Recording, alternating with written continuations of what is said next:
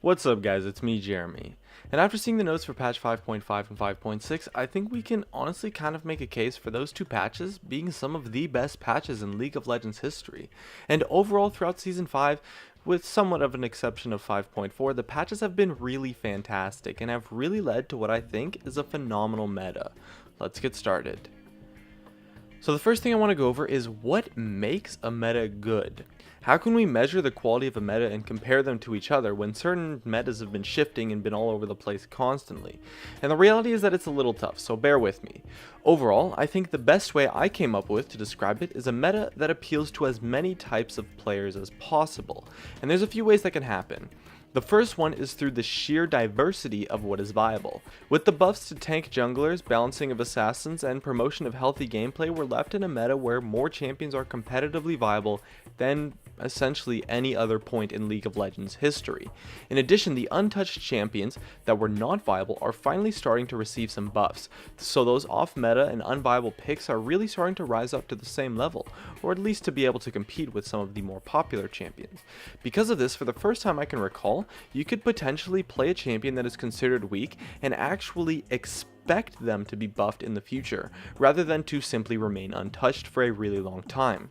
After these last two patches, it's shown that Riot has begun to shift their balance philosophy away from nerfing everything, to nerfing only really things that actually need it, and then buffing up some of the more underpowered champions. And to me, that is the key thing that sets this meta apart from the others.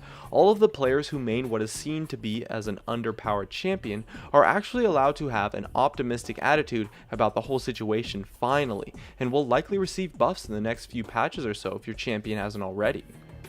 But just because a meta is good doesn't mean it's perfect. The meta will never be perfect, and in fact right now has a reasonable amount of problems. There are still some champions that need to be handled by Riot, but Riot has confirmed reworks and updates, or at the very least buffs, for the majority of them. On the other hand, one of the biggest problems I have with the meta right now is the lack of meaningful item diversity. I'd honestly like to see every single role receive similar items to what the jungle has. That is something that can be built up in parts and the final path can be decided later in the game, rather than having to commit your full 3,000 gold or so to a major item when you only have about 1,000 gold in your pocket, as well as items that affect your summoner spells more.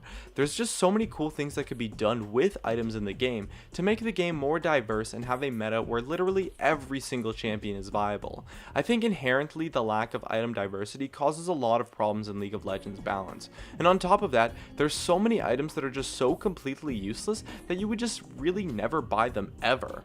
I really like what Riot's done with the new jungle items, and it definitely was a step in the right direction, but I really want to see more of that kind of thing and have it expanded for every role.